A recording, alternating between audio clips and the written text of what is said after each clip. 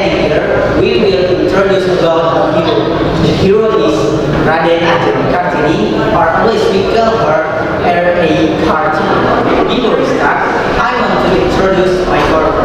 The first is me, Rangga Radesta Ramadhani, and the second is Muhammad Abi Badali, and the third is Badal Ahmad Hassani, and the fourth is Muhammad Absirul Akam.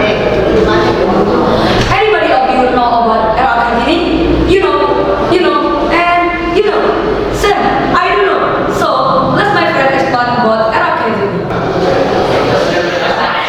Raden Ajeng Kartini, or also called Era Kartini, born in 1879 and rest in peace in 1904. Era Kartini is the one of hero of Indonesia. They very great to women in Indonesia because a long time ago, this noble child can study in a Netherlands school. And Era Kartini established some school for women in Indonesia that we can read until right now. So what is the conclusion from Era Kartini? We don't have to see some people education just from the beginning. Nothing is education between number three. Dan kalau sama betul dan itu.